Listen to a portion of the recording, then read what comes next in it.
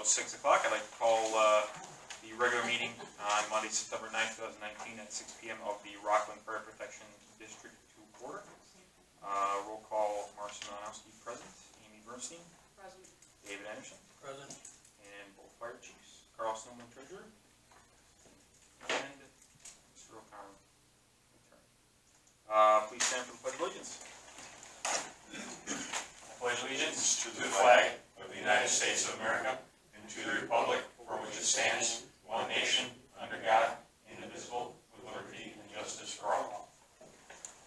All right. Consideration of the minutes from the previous regular meeting from August 12th, 2019. I already reviewed the minutes. Don't have any changes or anything. Good. Yep. Good. So motion to approve the minutes as presented. Second. Aye. Tie goes to the secretary. Voice vote, all in favor? Aye. Yes. Okay. Easy. Approved. Okay. Chief support. Alright, I'll go first.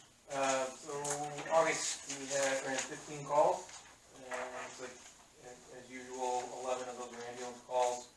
I did take a look the other day, and we'll, at the end of September, we'll have a whole year's data of calls, and we're on track right now. If you take in starting October 1st, Lake Forest has run 144 calls. So if we keep going on that average, we're on pace to run about 157 calls for the 1 year. Yeah. I know it's not a calendar or fiscal year, but Sure. just to give us some data to go by. And of those are mainly ambulance calls. 108 ambulance calls, 15 false alarms, and some other miscellaneous calls. On track for about 157, yeah. 157. We'll see where we come out in September. That's all I got. Thank you.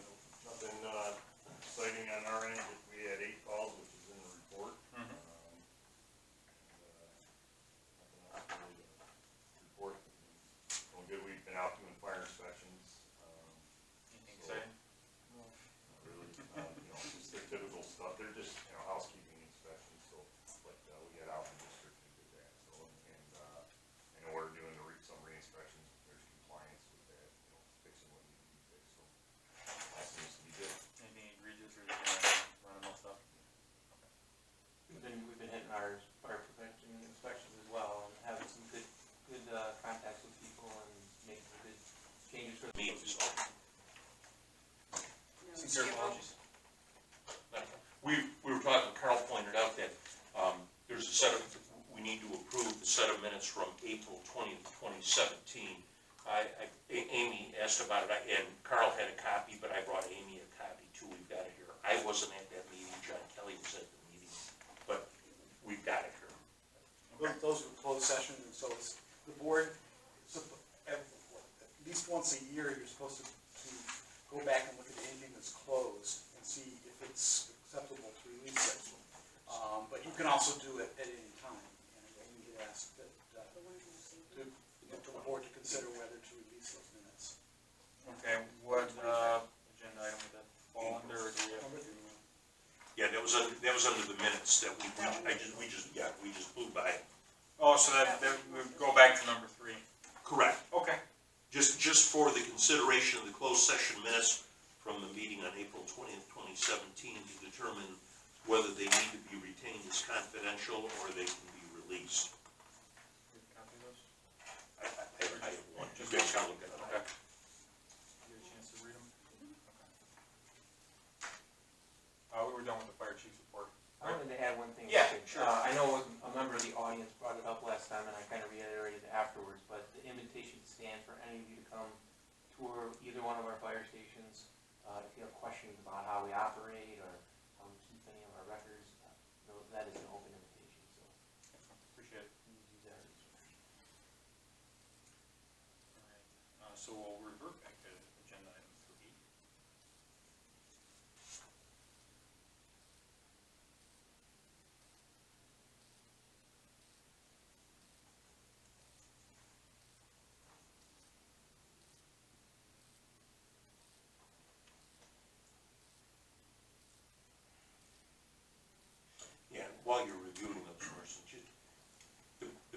preference in the law, the Open Meetings Act, is to release the minutes if you can do so. If you deem that they need to be retained as confidential, you can do that too. But our preference is to release them if we can. And in fact, I have some districts where they have closed session minutes going back to the 1980s, but the reason they do that is because names are named, and some of those names are of people who are still involved with the community, and to release them might be an embarrassment. So they just retain them as confidential.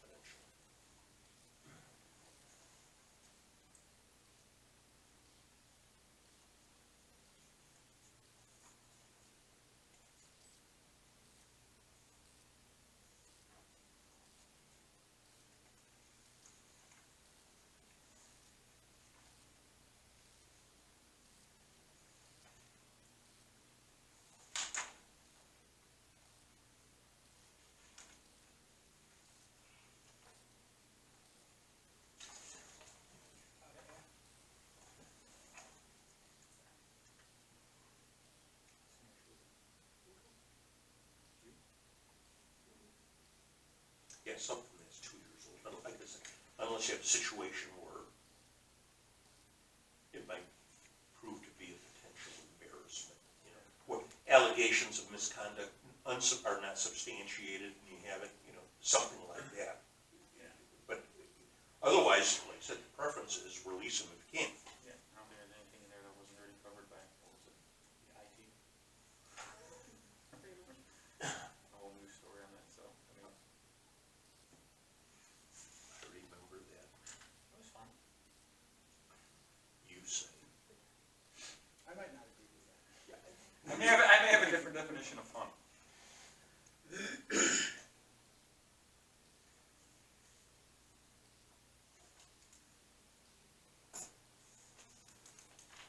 So I suspect these minutes were approved once, so the question is now, your motion will be, do you want to release these for public inspection or retain them as confidential?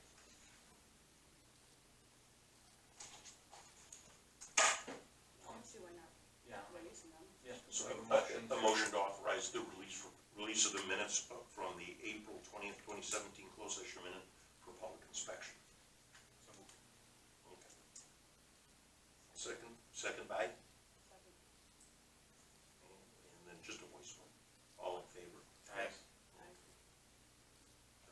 Okay, Okay. now you're up to number 5. Now we're up to number 5. Okay. The district trustees allocate time for those individuals who would like the opportunity to address the fire district trustees on any matter not listed on the agenda. Each person addressing the trustees is asked to limit their comment to a maximum of 3 minutes. Anyone who would like to address the board? Yes, sir. Hi, my name is Wayne Staff, and been involved with following the mishaps or adventures of the department. I'm just wondering if the board has any plans to try to recoup the money that was paid to Dan Rogers for his alleged truck mishap. The police report, from what I understand, doesn't show anything conclusive that they could identify that happened here on the property, on the fire department property. So it seems like he was paid, I guess it was over $2,000, and there's nothing to substantiate it. It just seems like another slap in our face to the community. So you guys do it as you see fit. Thank you. Anybody else like to address the board? Public comment? Okay. And with that, I close public comment. Brian, attorney's report. All quiet down in Springfield. Springfield will pick up again in November when the veto session comes in. But, I mean, there's been, you know, some things that have happened, but I can't say there's been a lot that's will impact you at this stage. You know, there are some things, public bidding, it's now a little easier for you to, if you have something that you go to public bidding, instead of, you can use regional groups that, you know, have already gone through a bid process that may be governmental or non-governmental. Bidding as far as the specific disposition or acquisition? Or either? Acquisition. Acquisition, anything in excess of $20,000, you know, certain items you have to go to a bid process, and there's a very formal process for that. There are a number of exceptions, you know, IT stuff doesn't apply, well, I mean, there's not a lot of stuff like that, but other things, anything over $20,000, and that's something, if you were in a position where you were going to purchase something, it's something you don't want to ask me or Jim or John Kelly about, because if it falls, over $20,000 and it doesn't fall with one of those exceptions, or there's not another bid process, then you have to go through that. But there's an exception, they expanded options to avoid that process. It's not hard, but it's there. Other than that, nothing big. And then with the, what was that, the tax issue? The tax issue. What was that group that, contesting the taxes? Send an email update. Yeah. Okay. I forgot what the exact. Yeah, tax objections. Thank you. The district has a single tax objection filed from 2014, I want to say, and that's very typical. What happens is people say, you've levied for taxes you don't need, and that. But Joe Miller, who handles them for all our districts, it's Lake and Cook County, but Lake County, I don't know, it's a hotbed for that. In Lake County, Joe Miller went through all your records and saw that in the year of the objection was filed, the district, in fact, not only did you have a station, but you bought, that's when you bought the truck. And he sent that information to the attorney who filed it, and the attorney withdrew the objection. So it's gone. It's off the book. You don't know anything. That doesn't mean they can't do it again, but this one is resolved for the moment. Marson, be okay if I have a couple of questions for Brian, if that's okay with you? Absolutely. Okay.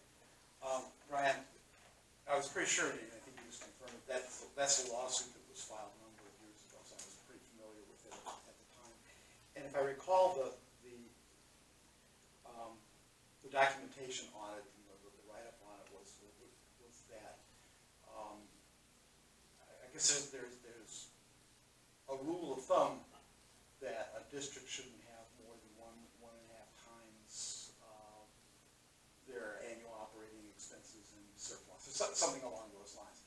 And but the way, if I recall correctly, it was presented as though that were law, that we had more money and were statutorily had charged too much.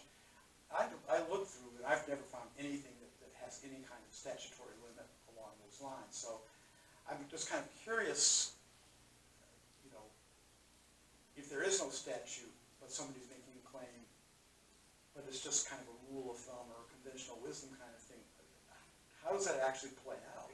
And where you get that guidance is from court rulings, because you're right. There's one law that says the district can levy money for corporate purposes. In that law that gives you the authority to levy for corporate purposes, it also expressly states you can accumulate reserves for appropriate district needs.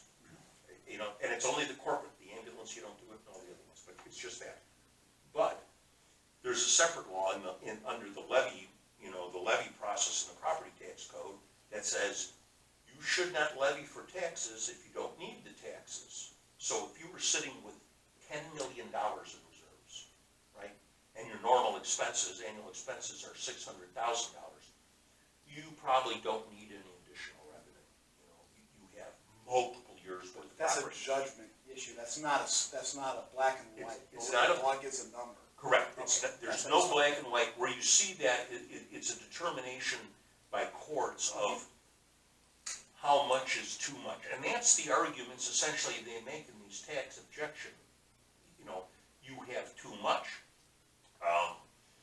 One times and the problem, and the arguments we make are, one, you're allowed to accumulate money for corporate expenses like that. You bought an engine, for Christ's sakes, you have a facility, so that's one thing. The other thing, you need the money for that, and the other thing is, the reality, your tax revenue comes in from June to September in large part. You probably get 75 to 80% of your tax revenue in those couple months. Well, that means from October through the next May, you got nothing. But you still have expenses that occur during that period of time. So you need to have a sufficient amount available to do, to meet those expenses. So just so you can manage the cash flow, you have to have money. Yeah.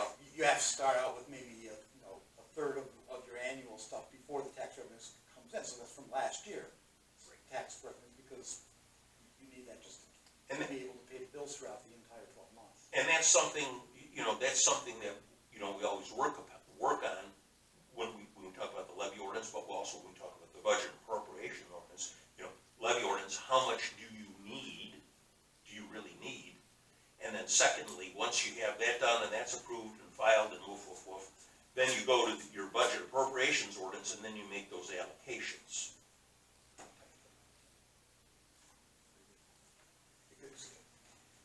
We are potentially in the position where that might come up again this year because of the sale of all the assets. There's a large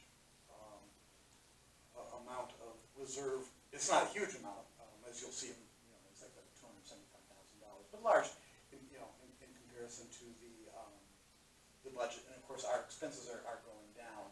But the thing is that what we can offset with that is that if we have too much cash, we just can prepay mortgage, and so that should keep us where we need to be.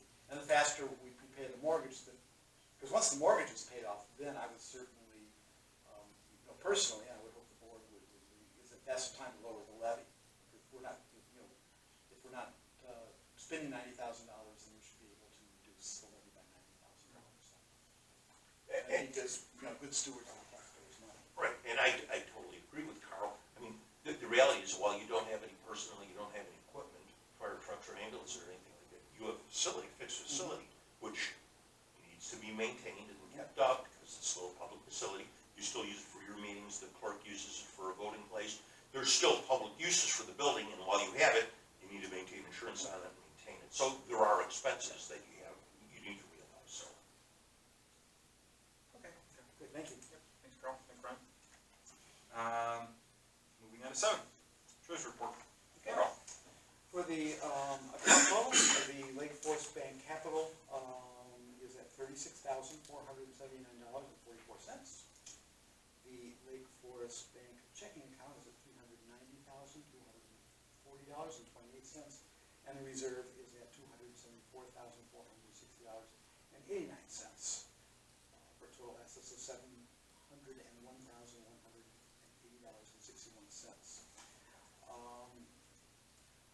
Just a note, I got a notice from the bank the other day. When you look at those 3 accounts, the capital account is really, really, really old. Our other accounts used to be at Northern Trust, but that one account has been at Lake Forest Bank for like the last 15 years. And that's what that account, the purpose of that account would be to put money into, to save it up for a truck or something like that. Well, clearly, I don't think we are in a position right now where we're needing to have an account for saving up for capital expenses. We have our reserves, and again, and the accounts themselves aren't earmarked legally in a way. I mean, if we did have a large capital expense that should come up, it can be paid out of the reserve. But that account, got a letter from the bank saying that it's basically inactive. Like we get $3 in interest every month on it. But they're going to start charging like a $5 inactivity fee. So my recommendation to the board would be to close that account, move that money into the reserve account. Because we'll basically pay all the mortgage, excess mortgage payments come out of the reserve account, so it won't be inactive. So if the board would approve that, I would be happy to go just move that money out of the capital, put it into the reserve and close that account. Make that motion. I'll second.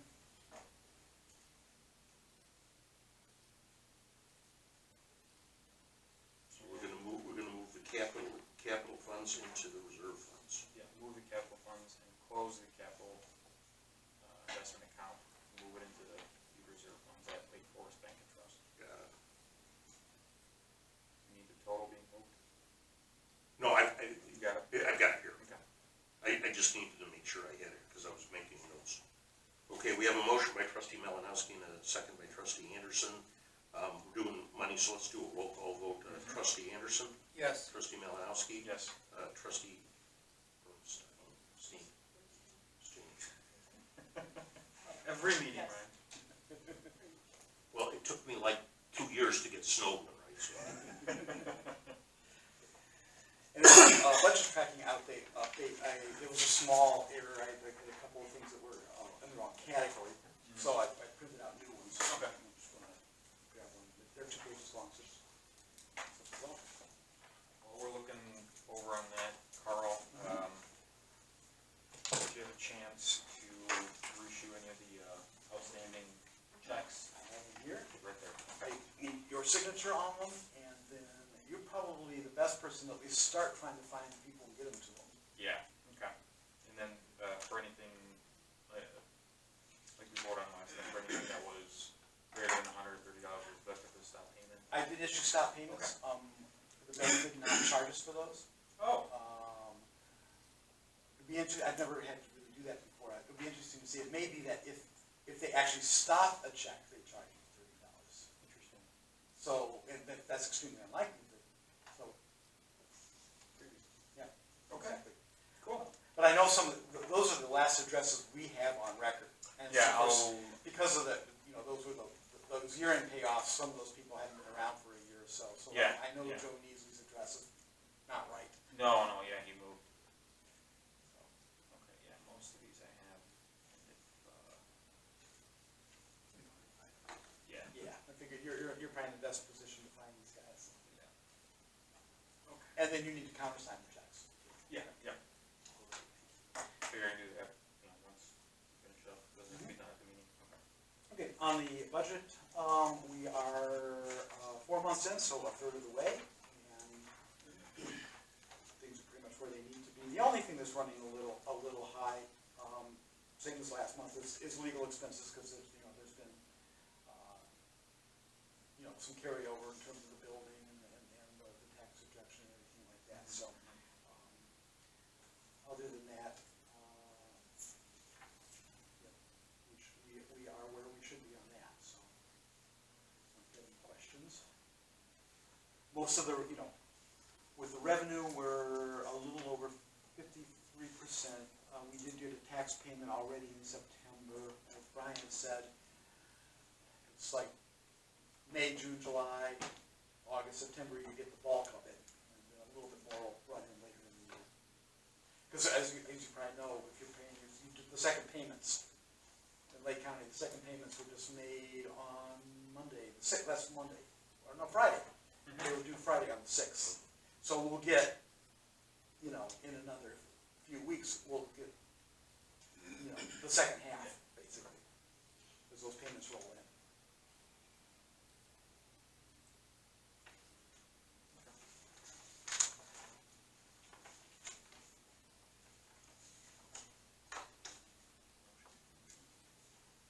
Make a motion to accept the treasurer's report as read. Second. Okay, we'll do another roll call vote. Trustee Anderson? Yes. Trustee Malinowski? Yes. Trustee Bernstein? Yes.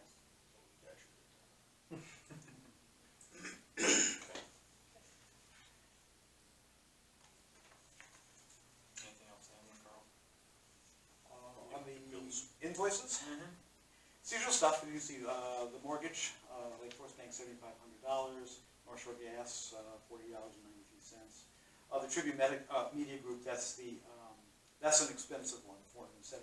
That's for the notice of the budget. That's most of the legal notices that we run are more like $30 or $40, but that's a real biggie. Yeah, you're required to publish the whole budget appropriations ordinance.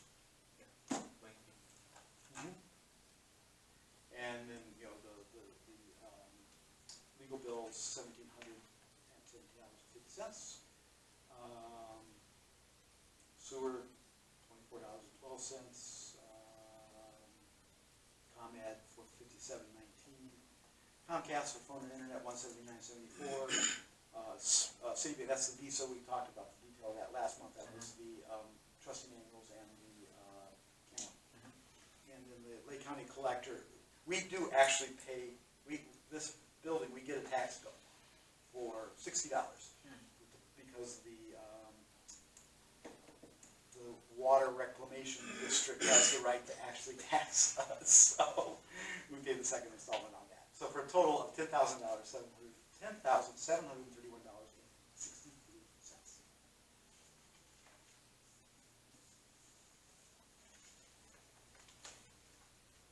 Make a motion to approve the outstanding invoices as presented. In the amount of $10,000. In the amount of $10,000, $10,731.53. 63 cents. I can't read my own writing. 63 cents. I'll second that. We'll do a roll call vote again. Trustee Anderson? Yes. Trustee Malinowski? Yes. Trustee Bernstein?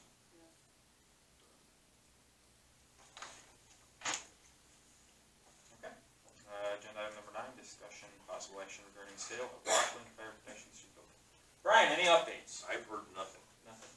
After our last meeting, I did reach out to Mr. Kujan, let him know what we decided at that previous meeting, that by the meeting in November, we have the option to declare the bid stale. If we don't hear from him or his attorney, actually from his attorney to you, you can't just contact the board, I don't think. And no real response. He understood, and that's pretty much it.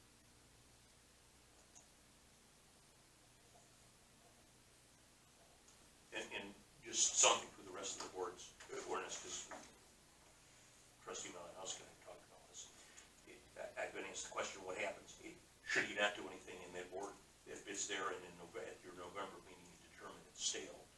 Somebody said, you go to the other ones? No, you start the whole process over again.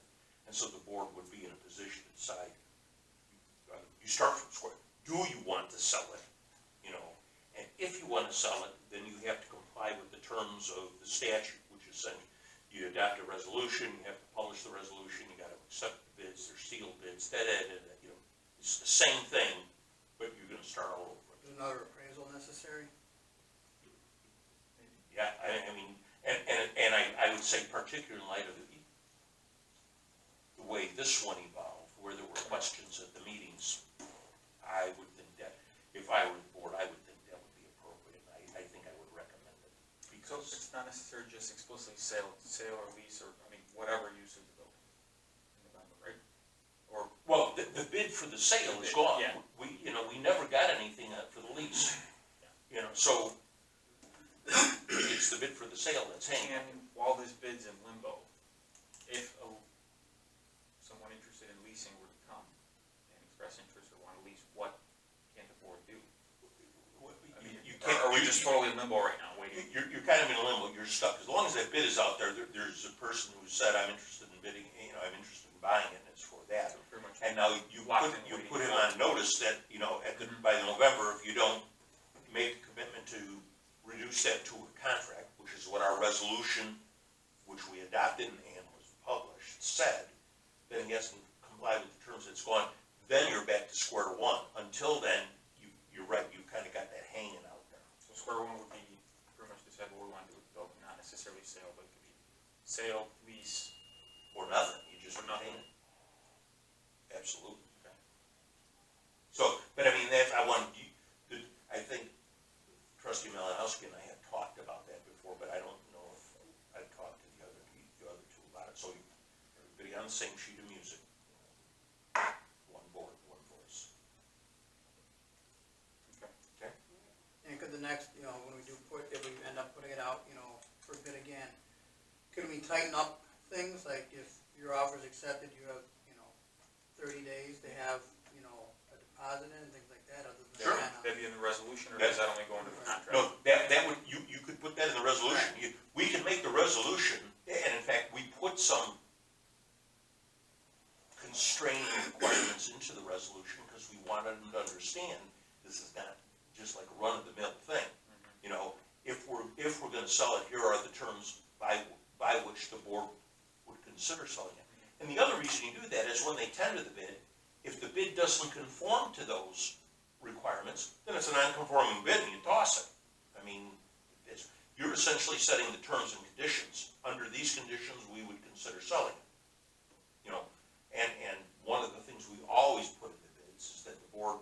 reserves the right to reject any and all bids tendered. Because you could do something and, you know, trustee, or Chief Karani in a fit of craziness could bid $1, and trustee Siebert in a fit of crazy could bid $2, you know, and you get two bids for $1 and $2, well, you're not gonna sell it for, you know, $2. That may be the highest bid from a reputable source, but we're not gonna sell it. So you always reserve the right to reject any and all bids tendered. So, yeah, it's a process, but let's wait till November and see what that gets us. Until then, you've got this Mr. Collusion's out there. Okay. Pretty much in limbo till then. Yep. Alright. Agenda item number 10, review of the process leading up to the outsourcing of the Fire Protection District services and the dissolution of the Millwood Fire Department discussion. Well, that one Who's kind of yours? moves on to 11. Moves on to 11? Yeah, So so let's just move on to 11? Yeah, what I talked with trustee Bernstein about this, what I suggested, retain it on the agenda in case something evolves. Pops up. But the major item was of sufficient significancy that we wanted its own item. So it's item 11. So no action on item 10, but we go to item 11.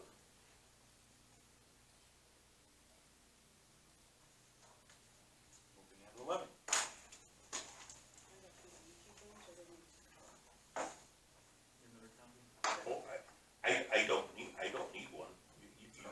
You guys, Oh, you got one? you need one for the files. Yes. How many do we got? Four. You can give one to, Carl's got one. oh, then give one to me. So if you have a question. Carl came prepared. So trustee Bernstein asked me to put together a resolution to more formally establish the Citizens Review Committee. And I think that's a good idea for a couple reasons. One, you're looking for the authority for the district to recommend to the Board of Trustees to spend district money. Anytime you spend public monies, we get excited. But with that authority that you're seeking, and the recommendations to the board to spend the money, that makes you subject to the Open Meetings Act, Freedom of Information Act, or Local Records Act. Makes the committee subject. The board already is, but now the committee will be subject to those laws too. So I wanted to spell that out in here. The other thing I did was I took some of the concepts by which the committee, under which the committee would operate, operating concepts or principles, whatever you want to call them, and those are spelled out in the resolution. So we've got that. If you approve it, the committee will operate pursuant to those principles. I've said my statement.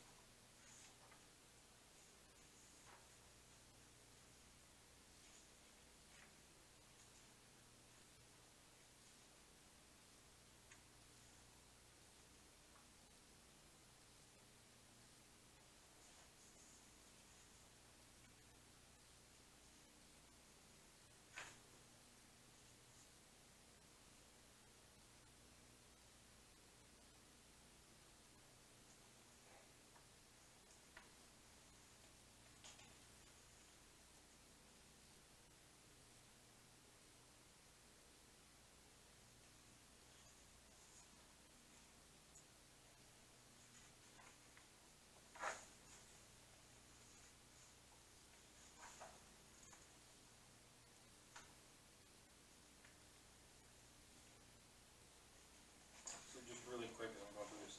Section 4, regarding the allocation of funds, is that something the board needs or should take an action on at this meeting? Or can we? I don't. Or would we need to wait until the committee's formed, and then they kind of figure out how much they need, and then that gets brought up to the board? I think the latter is the better approach. It would not be prudent for you to issue a blank check. We don't do that. So what you do is, you've got to establish a committee. We kind of set some parameters for who the members, you don't know who the members of the committee are, who's going to be the chairperson, who's going to be the secretary, whatever. You want to establish a committee, let them come back at the next meeting and report, here's who the members are, and, they can have meetings, they're all subject to the Open Meetings Act and all that kind of stuff, so they got to have agendas and minutes and all that junk.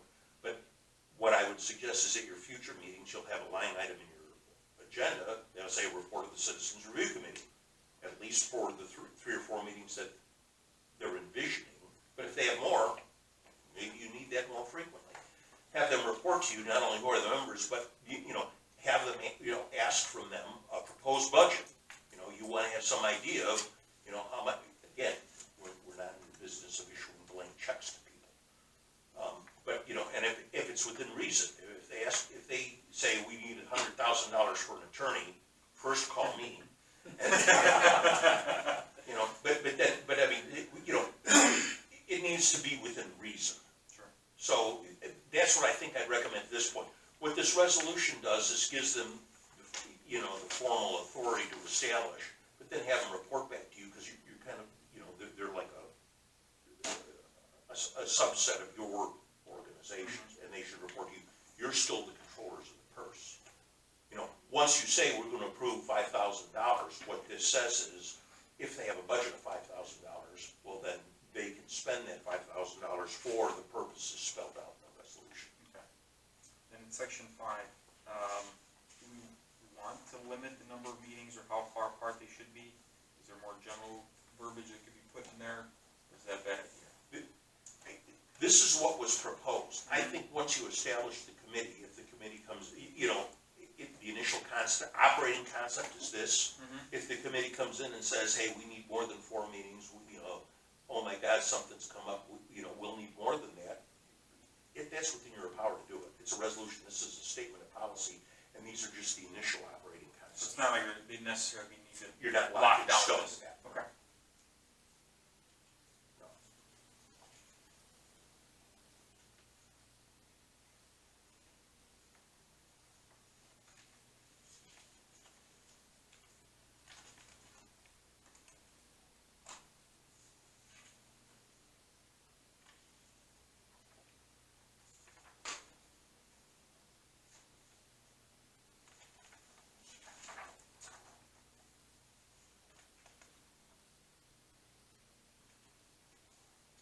I'm good with that, just on one little typo. That's all. I normally don't, I'm not that good.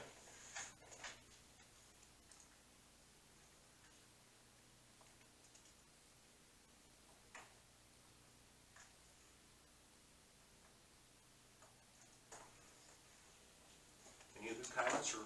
No.